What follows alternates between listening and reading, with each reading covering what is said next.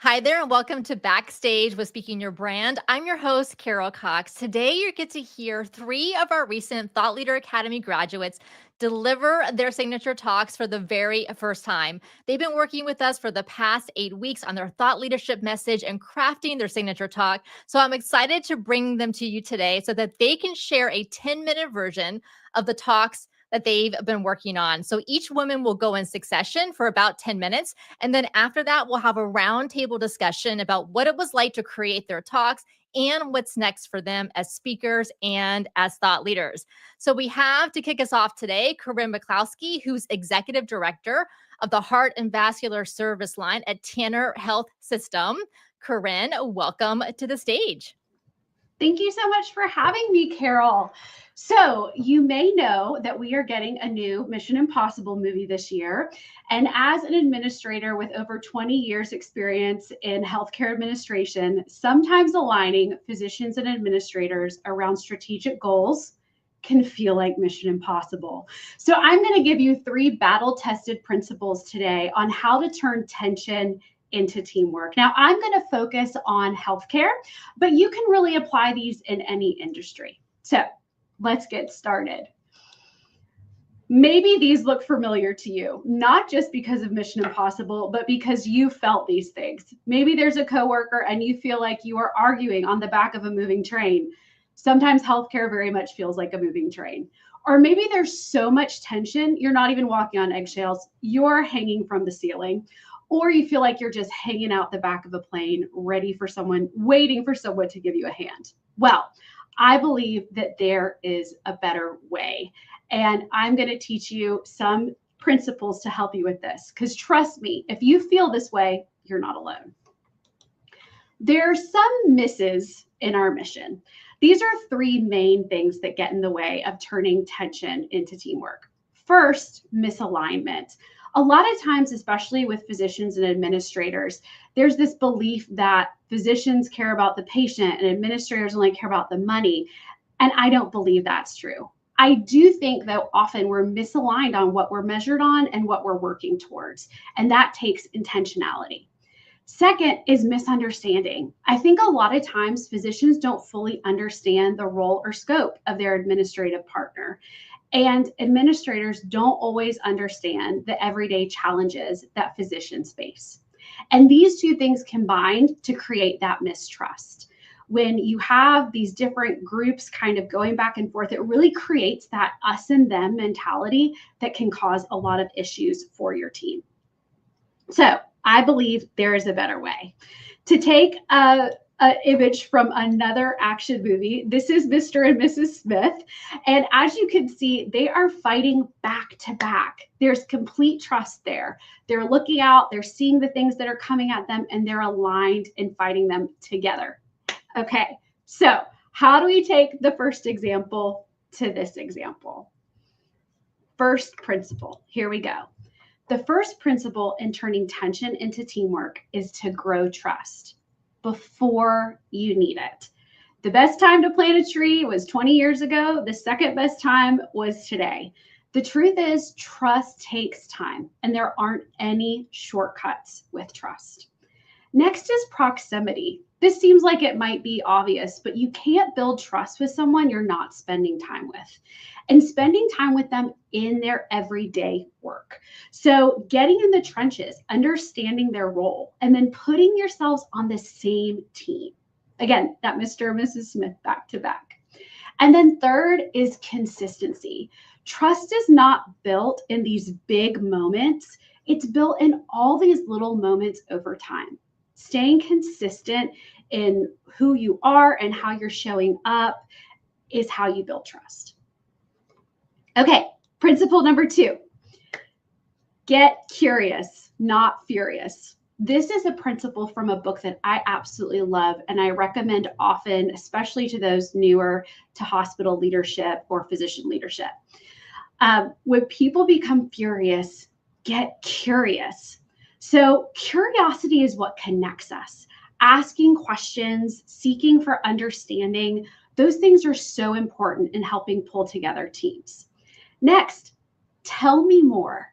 Tell me more is such a powerful phrase. First of all, it gives you time. If somebody is, you can see the energy and, that anxiety or that fear or anger kind of bubbling to the surface. Saying, tell me more, and trying to understand at a deeper level gives you time to think and process, and gives them more space to express what they might really be feeling. And third, look closer. I know a lot of us with spouses or significant others sometimes know that the fight is not really about what you're fighting about, right? Sometimes it's about something that's happened a long time ago or other stressors that are going on. So take a closer look at what you're really having that tension over and see if there's more to the story. Great. Principle number 3 is gain influence by focusing on what you can control. So this is an image of the circle of influence from Stephen Covey's 7 Habits of Highly Effective People. And this is all about where we put our energy, putting our energy in what we can control versus what we're concerned about. The truth is, you cannot control others. I'll never forget, I was at a conference and it was a great session about emotional intelligence. And at the end of the session, a hand went up in the back, a more tenured physician that had been this conference year over year. And he said, "This has been a great presentation, but I was really hoping it would teach me how to control the emotions of others." Nobody laughed. They thought he was serious. And I think he really was. But the truth is, we can't control the emotions of others. We can only control ourselves. And that's kind of a funny story, but sometimes it shows just how off we can be from really understanding our teams and how we need to work together. So next, focusing on concerns shrinks your influence. So if you're focusing on things you can't control, you'll get frustrated and burnt out. Same will go for your team. If you focus on what you can control, your influence grows. And that's what we want. We want to be able to find wins and momentum that help us gain influence and help our team succeed. So I have made all of these errors, and I've learned to incorporating these principles into helping me diffuse some very serious issues in my role in administration. One time in particular stands out. I was working for another organization a couple of years ago, and tension between physicians and administration was at an all-time high. I had been there for about a year, and I'd been really working hard to build trust with our physicians. Regular rounding, regular meetings with them, being really open and transparent about the work that I was doing and inviting them in. And a decision was made at the market level that really impacted and hurt some of our physicians. It was so bad that I kid you not, some of them would not return my calls, not return my emails, and one of them even saw me in the hall and turned and walked the other way. It was not a good time for us. After a couple of weeks of this, I decided that I was going to go and speak to one physician in particular I had really built a good relationship with. I remember walking down the hall and kind of wringing my hands, playing through everything I was going to say. I got to the cath lab and the door swung open, and there was the nursing station and the physician that I've seen hundreds of times to come in and talk with him. I sat down in the hard plastic chair, and he didn't even look up at me. And I finally started with, "Dr. Rowe, I'm so very sorry. I know this is a really hard time. Would you be willing to speak with me?"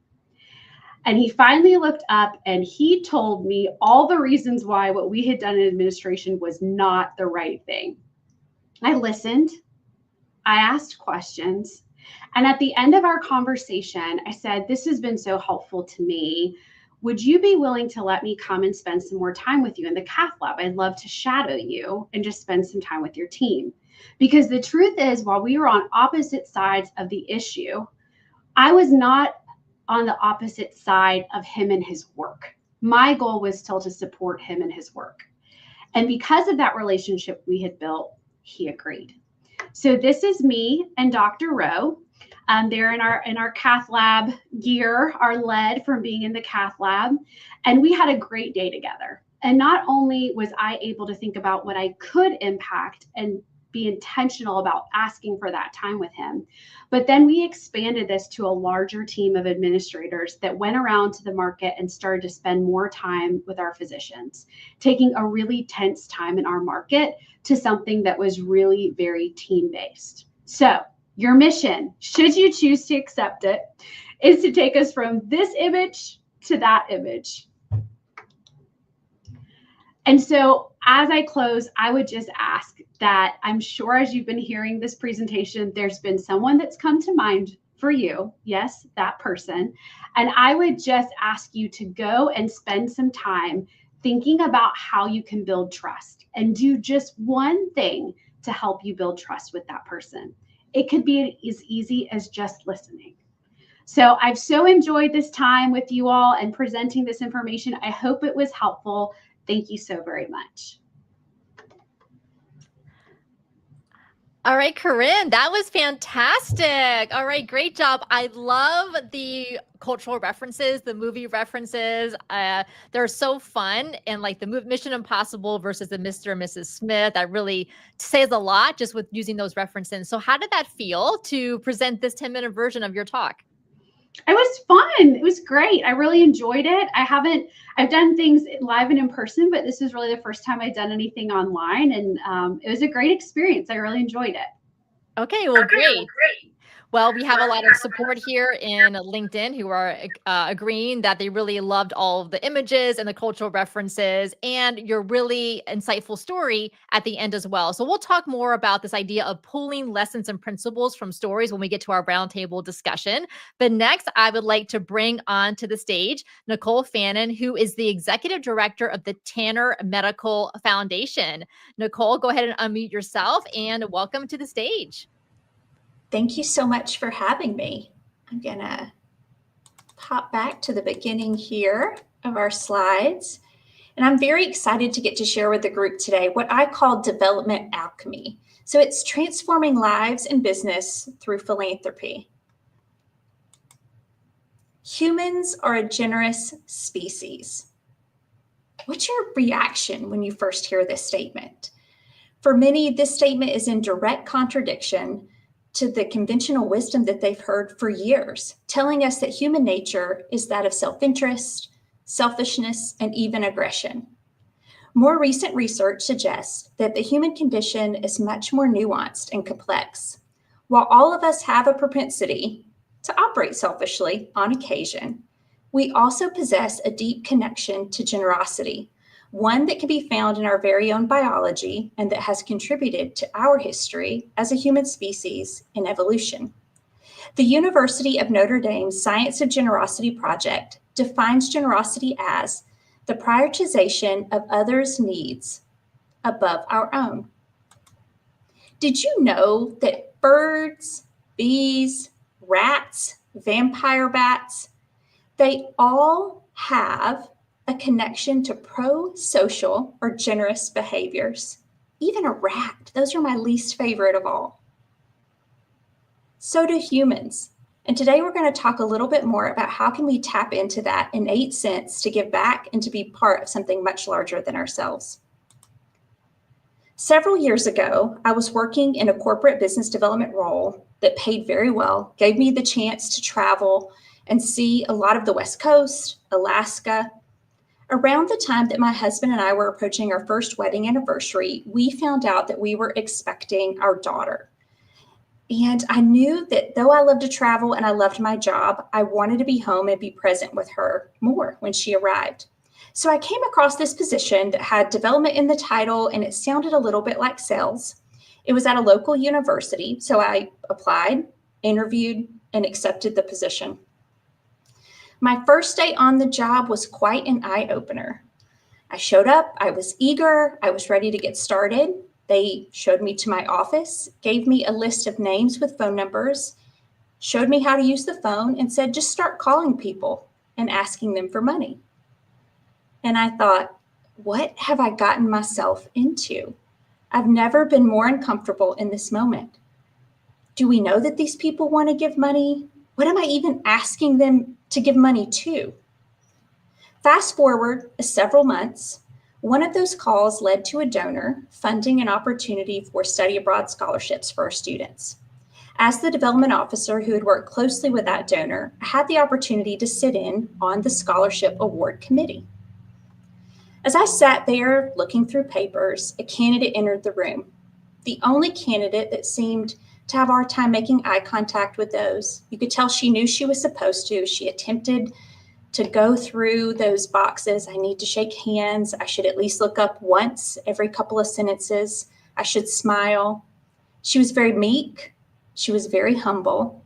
She shared in her interview process that she had never traveled outside of her home state in the neighboring state. She was a first-generation college student. And she was very honest when asked, should you receive the scholarship? She said no. I think there are more deserving students than me. I really don't have a background. I don't know any other languages. I'd be very uncomfortable traveling abroad. I've never even been on a plane. That candidate, to her dismay, maybe to some degree, was selected to receive the scholarship and had the opportunity to spend a year in France. A year later, at a reception, the candidate walks back in after a year abroad in France, and it was a different person that walked through those doors. She was confident. She smiled. Not only did she walk up and make eye contact, but she gave me a big warm hug and told me thank you for the opportunity.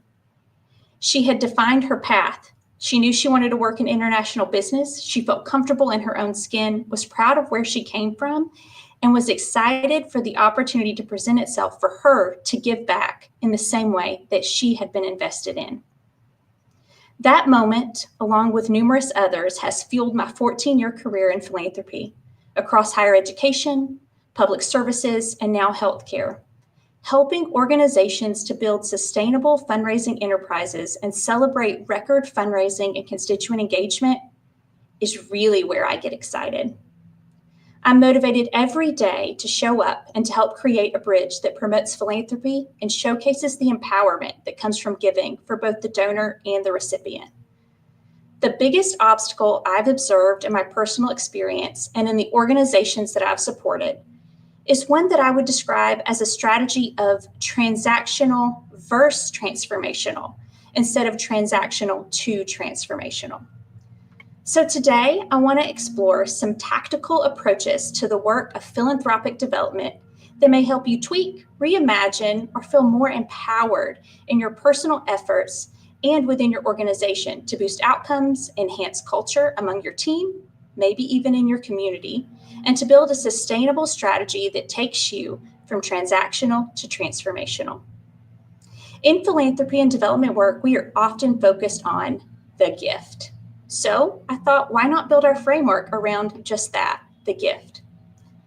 The first is the G, the goal gap. It's important to measure what matters and what we can control in philanthropy. Contrary to popular belief, we cannot control the dollars, but we can control who we're meeting with, the meaningfulness of those connections, and whether we're asking them for their support.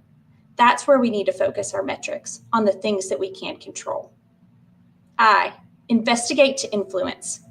All too often, an ask or solicitation is made of a donor before the organization is really ready to execute. When exploring philanthropic projects within your organization, you should start with the end in mind and work your way backwards to ensure that you and your team are working with an understanding of how that gift would be managed and executed if it were received. You never want to position yourself or the organization in a way that would not meet the expectations of the donor or the goals of your organization. That will impact trust overall, and it can influence the ability to get the next gift.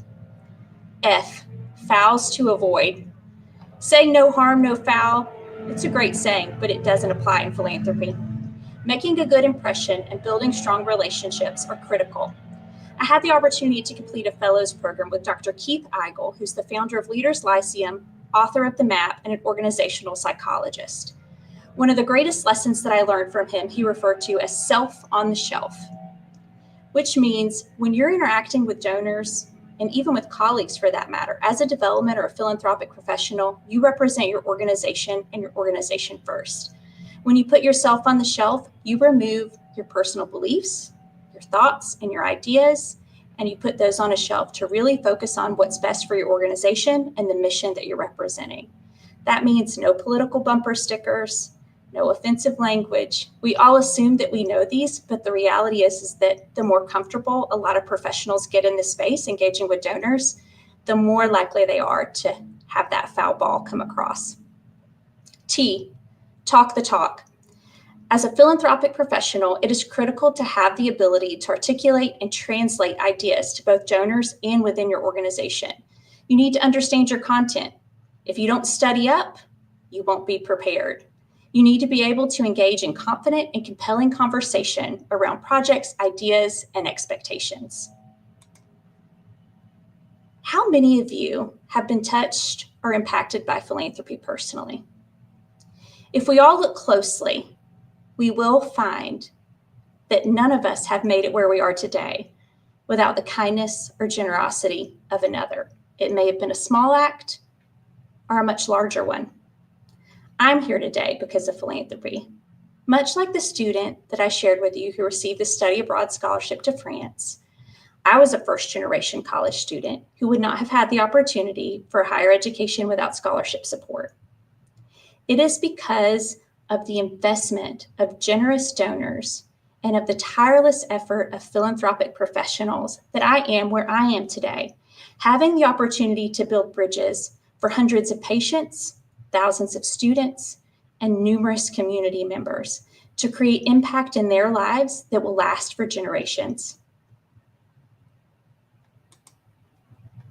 Philanthropy is a solution, a healing process. It's a career path that will help and open doors where there were once walls, provide answers where there were only questions. Harnessing the power of philanthropy for the empowerment of individuals and your organization is more than a must, it's a mission. So today, I want to bring up my favorite challenge gift, a pun on words for those who are in development. I challenge you to consider the gift framework and identify one area where you can begin to move your work and your organization forward to the transformational. There is no bound that you cannot cross, and there is no goal that you cannot achieve. Thanks so much for your time today. All right, well done, Nichole. All right, that was incredible and very heartwarming. Like I definitely felt like this. I love the story of the young woman who got the scholarship to France, and then I didn't know that you also have been a recipient of scholarships in college, and kind of tying that all together. That was really nice. How did that feel to deliver that? It felt great. It was nice. An intimidating audience of beautiful and talented and successful women. So thank you for the opportunity to share. Okay, great. Well, again, we'll come back to you during our roundtable conversation to get a little bit more from you about how the process was to create your talk. But now we have Kimberly Maki to welcome to the stage. Kimberly is the founder of Influential Voices and a fractional executive. Kimberly, welcome. Hello. Hi, Carol. So I'm going to begin by asking you a question. How many of you have ever had the best laid plans? You know, the kind where you have agonized for months about how everything will unfold. Well, I know I certainly have. And sometimes, despite our very best efforts, things don't really work out the way we planned. When I was in my executive coaching program at Columbia University, the picture on the left is really what most people's life maps, when you actually did the work, looked like. And I often think of my life map as the game of Candyland. So have you ever really thought about the twists and turns and the winding places that you end up in your life? That those are experiences that you may actually have had to get in order to get to the next place. So most people, again, don't have that trajectory that just goes like this. There are a lot of windy paths, and I would like everybody to look at that in their lives and say, what has this prepared me for next? And So today, I'd just like to talk about a couple of my stories. A little nervous to share them because they are vulnerable. Throughout my career, I've navigated 3 mergers and acquisitions. Each time I emerged relatively okay, sometimes with a better opportunity, but this time in my life, it was different. My job was made redundant. And after a year of going through the process of the transition, you're trying to keep your emotions in check because you've got other people that are really counting on you. I kind of started to think about, what were my next steps in my life. Now, I can imagine some of you are actually thinking right now, oh gosh, poor thing. She must be devastated. She literally, this was the dream job. I was working with the most amazing people. And in my experience, I felt I had built the most amazing team. And I was really struggling a lot with this, but at the same time, even though I was scared, like really scared, underneath all of it, there was more brewing under the surface. After 30 years of climbing the corporate ladder, I'd survived upheavals, relocated 8 times, and I really found myself at a crossroads. My son was a senior in high school preparing for college. That came with a mix of excitement and anxiety, especially since I was footing the bill and losing my job. My relationship with his dad was very strained, and my mother was in a nursing home battling dementia, and her physical health was failing fast. And I was engaging in all of this being 1,500 miles apart from her. It was incredibly difficult.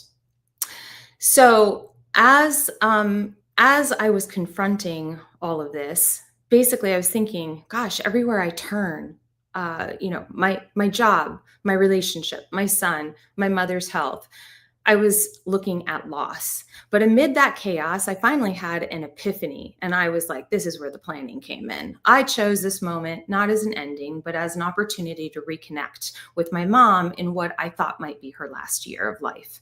So I envisioned us taking these amazing drives along Lake Superior. I've got like a little slide. This is actually my hometown in Michigan. And I was envisioning we'd be driving along the lake, having ice cream cones. I could even hear her music, her favorite, ABBA, was playing in the background in my mind. And I thought, wow, this is going to be a memorable life experience, turning what could be this time of loss into this adventure filled with love and joy, because I was going to get a package. So with my son leaving for summer session in college, I thought, perfect, this timing is going to work out. But if any of you have ever been through a merger or acquisition, you know that they can be complicated. On May 18, 2016, our company was officially acquired in one of the largest telecom mergers in history. 2 weeks later, most of my team was let go. 3 of them were fortunately reassigned. I thought to myself, well, my position is redundant, but they still need data from me. So this is how mergers and acquisitions go. Put on a smiling face, try to be there for the people who are counting on me. So I waited, not just 1 day, not just 2 days, but more than 6 months. And for a short time, I would still arrive at the office, grateful for honestly this beautiful top floor office overlooking the lake. But soon, and totally expected, I might add, my office was boxed up and the contents were moved on a different floor. Unfortunately, this was to an area where everyone else had been let go. So I'd walk into the office and encounter a sea of empty gray cubicles, literally a stark contrast to the bustling environment I once knew. As the weeks dragged on, I started receiving phone calls, literally from colleagues saying, hey, they were eager to now claim my vacant office. Again, I didn't blame them, but while I was struggling with all this stuff that really no one else knew about at home, I tried to simply embrace the situation with positivity. Simultaneously, my son, who had just left for college, became very ill. He had to take a medical leave of absence from school. And while navigating the uncertainty at work, my son's illness put everything into perspective. The struggles in the office seemed small compared to the worry I felt for my son. He did get better. He returned to school in January. And then in February, still awaiting a payout and anticipating time with my mom thousands of miles away, I could finally see the light at the end of the tunnel. Unfortunately, life had other plans. I received a phone call that my mother's health was taking a dramatic turn. I jumped on a plane, rushed to her side. I arrived. She was in a coma that Monday.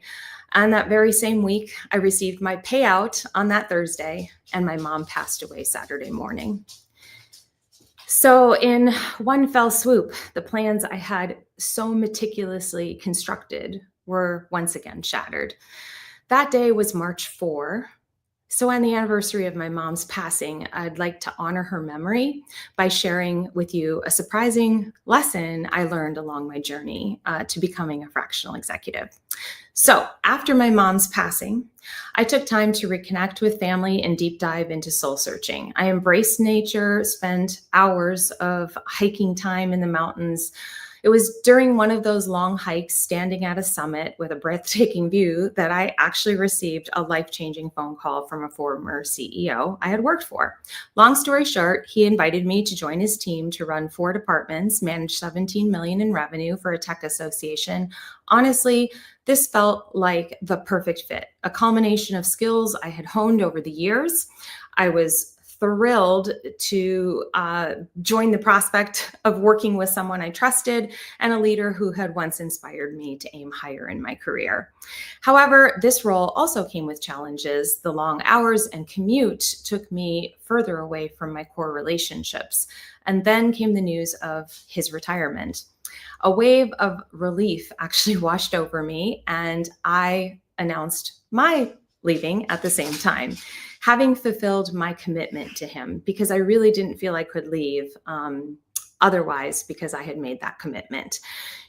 You see, as I even achieved this role, I realized that I had craved more flexibility than this position allowed. I had initially thought that the traditional office track taught me that success doesn't have to come at the cost of what truly matters, the balance, the connection, the well-being. And as I wrapped up this chapter, I knew that I was ready to redefine what my career could look like moving forward. But once again, life had different plans. So after a couple of months settling back home and setting up the structure of my office, my new business, just as I was about to launch, literally days, the pandemic hit. Suddenly, everything I had envisioned was thrown into disarray once again. I found myself reassessing my plans, and I realized that the services that I had intended to offer for a cost were now being provided for free online. So what had once seemed like a promising venture suddenly overshadowed the vast resources available at everyone's fingertips. So in the midst of all this uncertainty, once again, I pivoted. It was this time for some deep reflection, and not just on my business, but on what truly mattered to me and how I could set up my next chapter. So fast forward 2 years. I had started my coaching and consulting business during that time. And while I loved the group mentoring cohorts I led, I loved my personal executive coaching clients so much also. I realized that I missed being an executive leader as part of a larger organization. So much of my identity had been tied to that and building that throughout my entire career. And so after that deep reflection, and I started networking again, I felt ready to re-enter this corporate world of networking. I decided to try out South Florida, where my son was now living. And he was actually excited to have family nearby, and everything that I had been through, I thought, well, why not? Let's do it. So a woman in my network was excited to introduce me to 2 incredible leaders in South Florida. What began as a casual coffee chat turned into a whirlwind of interviews and an on-camera personality assessment, many hours long, for the position of Chief Revenue Officer. I was ecstatic. For the first time in a long while, I felt this deep sense of belonging. Here was 2 cool women leading an amazing company. So the CEO was extraordinary. She had already successfully sold a startup in a traditional industry and was now leading a fintech company, revolutionizing the business landscape. And she was alongside a powerhouse COO. I thought, oh my God, this is it. This is where I'm meant to be. And I'm almost a little like, this is a little crazy, but I'm going to admit, in a moment of pure excitement, I actually was online and I bought a gold necklace with the company name on it. And I wore it to one of the interviews. So this may seem cheeky, but for me, what I want you to feel is it symbolized my renewed sense of belonging. And I really, really missed that sense of belonging. But life has other plans. So as I drove to that final interview, ready to embrace this new chapter, my phone buzzed again with alarming news. My summer home in Michigan was flooding. Now, I want you to realize that I had purchased this house during the pandemic, seeking the solace of the beauty of the Upper Peninsula. It had become my summer sanctuary, a place where I could work flexibly and reconnect with nature. With my home in distress, my heart sank. I sought flexibility in my life and my career, yet here I was faced with this personal crisis just as I was about to take a major professional leap. And during the final interview, just while we were discussing salary, equity position, the CEO assured me I could take time off. Kimberly, you can take time off. You can a couple weeks and then just sell the house because we need you permanently here. And she explained, really there was no ability to work from home. And I was trying so hard not to show her during this meeting that my heart was sinking, right? I mean, I should have thought of this because the nature of the work, she's in the fintech sector, it would normally expect a full-time office presence. That wasn't her fault, but I had somehow in my mind not really fully embraced that this might mean that I would have to sell this house that I just bought. So as I really was kind of deflated afterwards and driving home, I waited until I got in the car to, have some tears. My phone rang again. And now another amazing woman in my network urgently reached out about a trade show that needed help. And oh, by the way, this happened to be one I ran in the past. We need you to start on Monday. Are you available? My person is leaving in less than 2 weeks. I was like, oh my gosh. Where do I have to work from? And she said, I don't care where you work from. In that moment, everything shifted. And I realized that this was a major lesson about clarity, that about flexibility and work location was really crucial to my happiness. I felt like a Christmas tree. I just lit up and I felt that energy. Have you ever been in one of those situations where you are seeing the despair of your energy and then it just moves and shifts almost instantaneously? And it was like a light bulb went on for me. So this is the serendipitous twist that led me to fractional executive work, which has become a very rewarding path. So my longer talk, I would go into a lot more detail on this, but right now I just want to reflect on 3 areas of the journey. And these are 3 key lessons that I learned in these stories that I told today. So first is the best laid plans can lead us to unexpected destinations. However, it's essential to maintain clarity about what truly matters to you, because to be honest with you, if you put me back 10 years, I might have taken the job with the fintech company and I would have sold the house because I would have thought, well, I have time. I can do that later.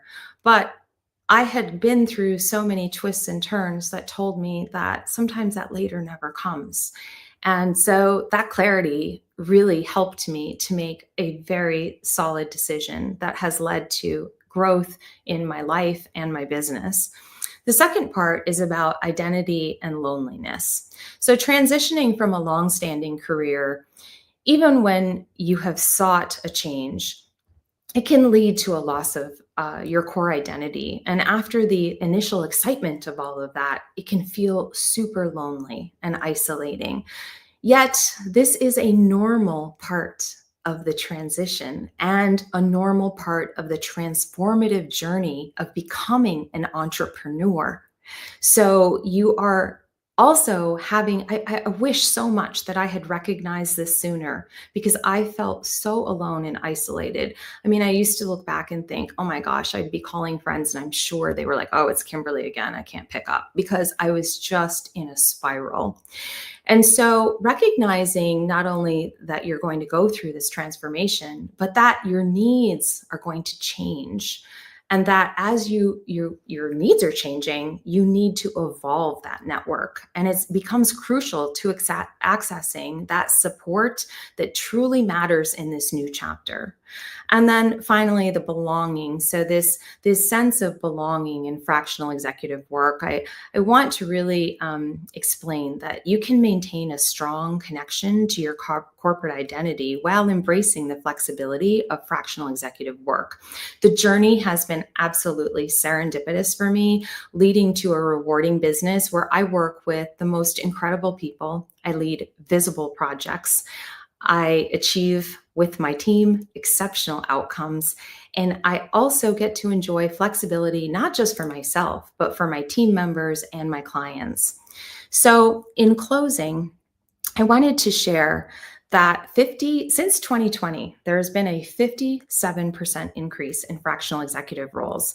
If this is something that actually interests you, I wanted to reward you for being here today during this very vulnerable and yet visible time as I share my story. So I'd like to reward you with an offer for a 20-minute coaching call to explore your next steps. I promise it won't be a sales call. It's simply an opportunity to support you in your journey. Just visit www.kimberlymaki.com and you can just click the connect with me, and I'll be back in touch soon. Thank you so much for being on this journey today with me. And thank you for honoring the passing of my mom. Oh, Kimberly, that was beautiful. And what a serendipitous moment that today is March 4th, the day that you're delivering this talk and including the story about your mom. Thank you so much for doing that. And I know that she feels that from you today. So thank you. How did that feel to deliver this talk? I know this is not the typical type of presentation that you've been used to giving during your career. Yeah, so it's probably the most difficult talk I've ever done in my career. I'm used to getting on stage and teaching as an expert, actually on branding, personal identity, digging deep. This was very difficult. And I held it together, but and there's so many twists and turns in the stories that I didn't go into.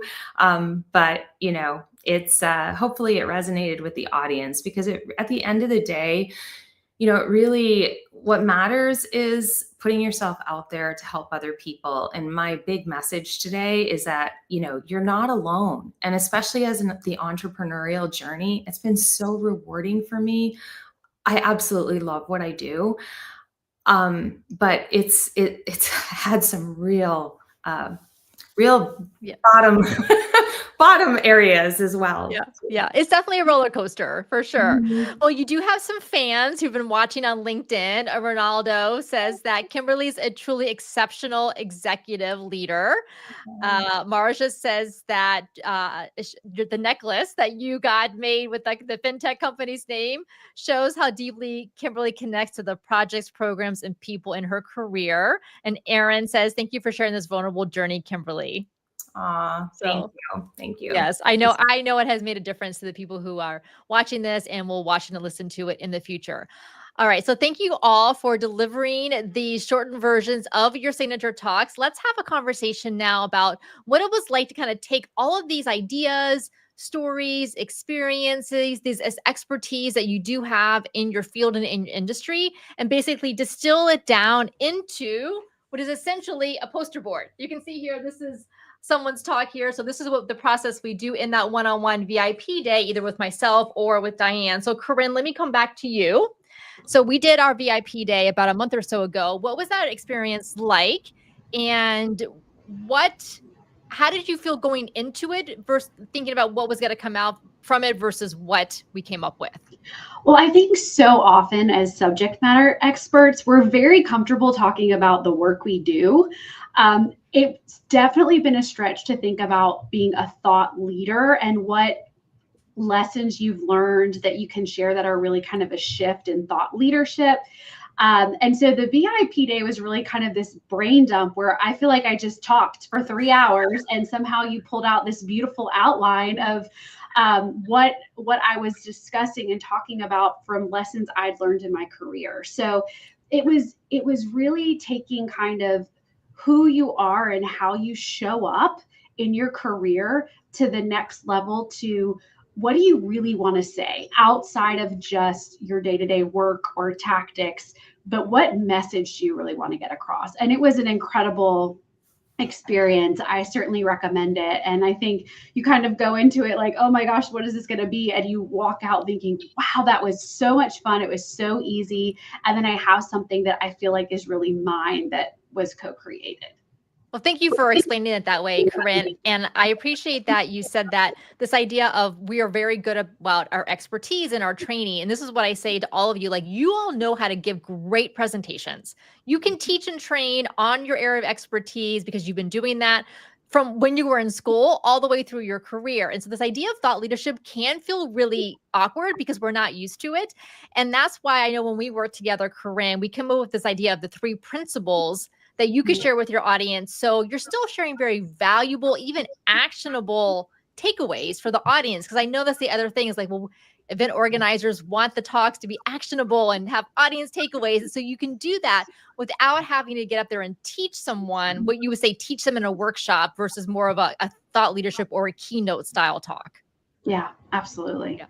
Okay, Nichole, let's go to you. So talk to us about your VIP day with Diane and also about the GIFT framework, the acronym that you came up with.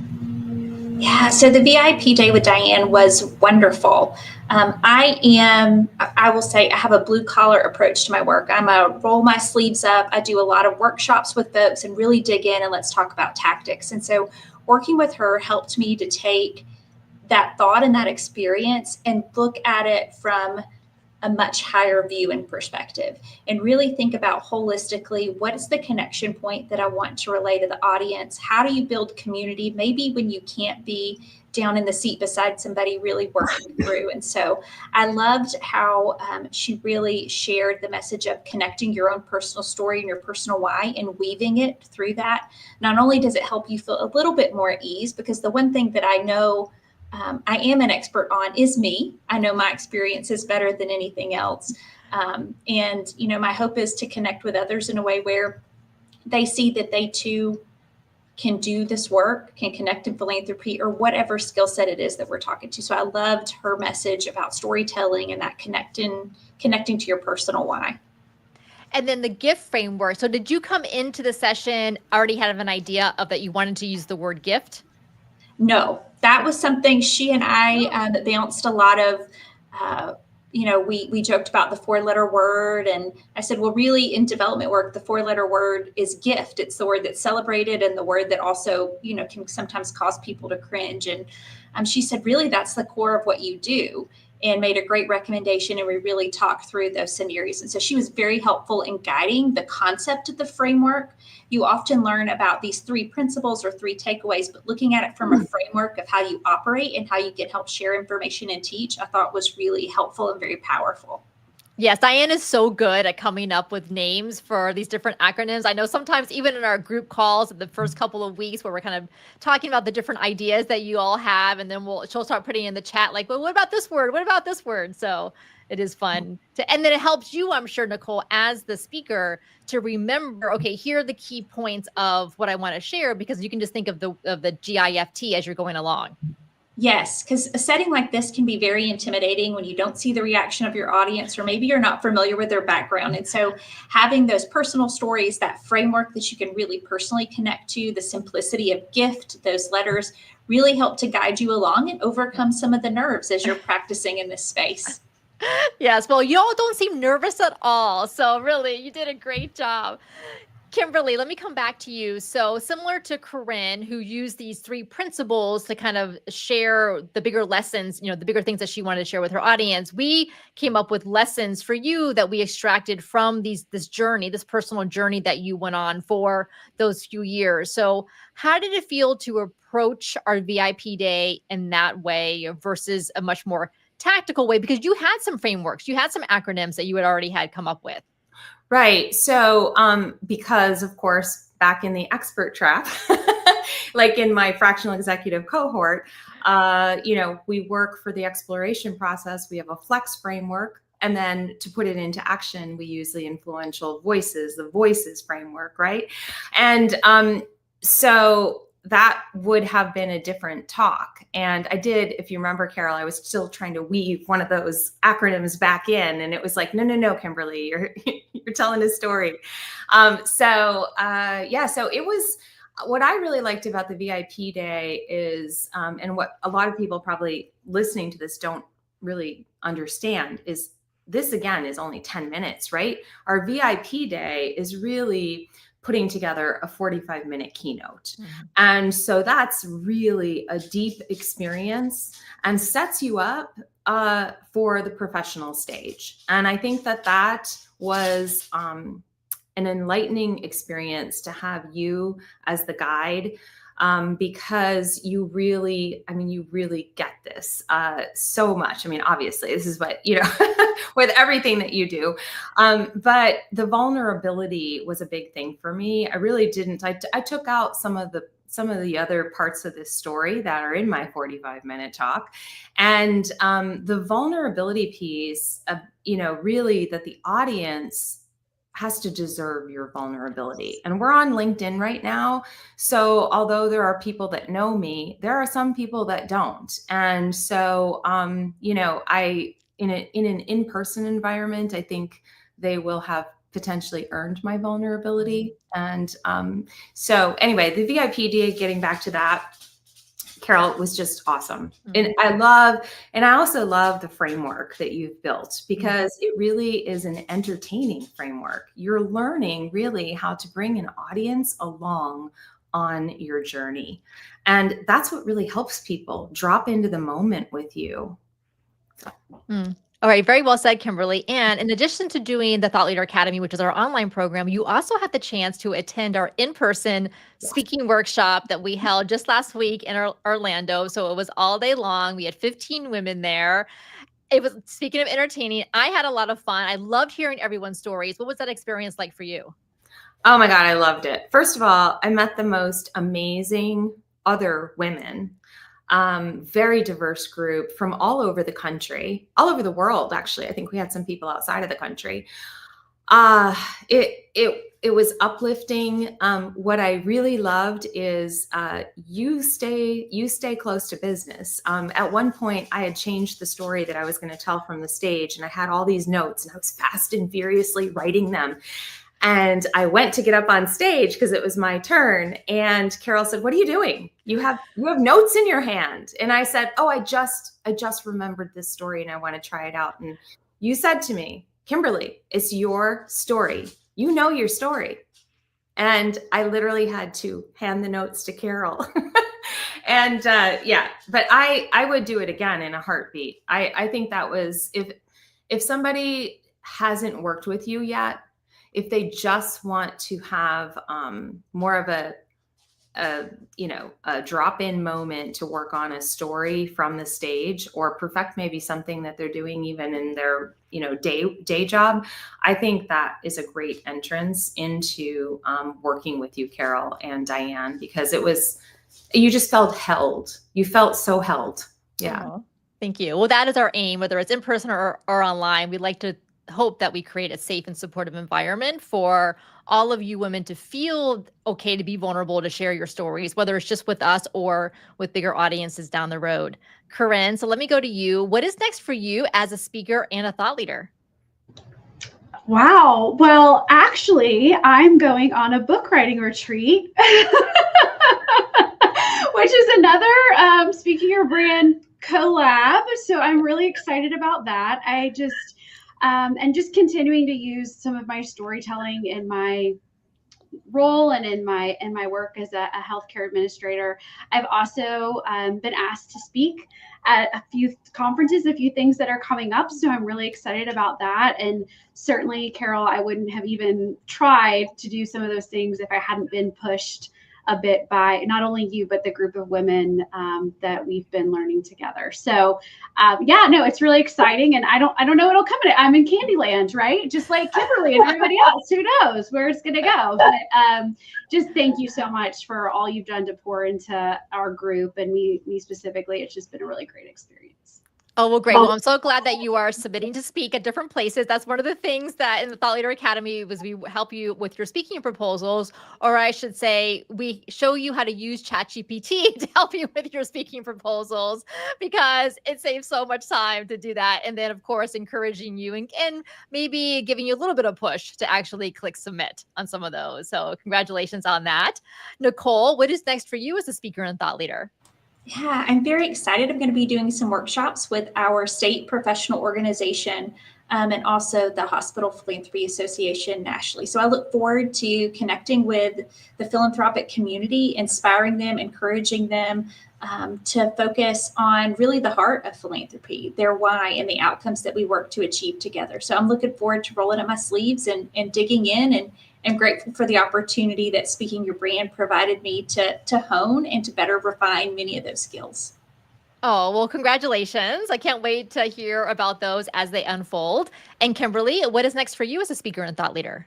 Well, as a thought leader, I'll just say that I just onboarded a brand new client, a global publication in the thought leadership space. So we're planning some activations in person with people to help them use their thought leadership to impact their industry. So that will be good. So, but I don't know. I guess I will probably take Corrin and Nichole's track of. I will put out some. Proposals. Yes. Pitch yourself. I just haven't done that because I've been onboarding this new client. So. All right. Well, fantastic. Well, your audiences are waiting for each of you to get out there and to deliver your message and to share your stories and those insights and those lessons that you have for them. Thank you so much for delivering your signature talks for the very first time here live on our LinkedIn Live and YouTube Live show. And thank you so much for being amazing women and supporting each other in our Thought Leader Academy. For those of you watching and listening, if you would like to join us in the Thought Leader Academy, you can get all of the details at speakingyourbrand.com/academy. Again, that's speakingyourbrand.com/academy. And until next time, thanks for watching.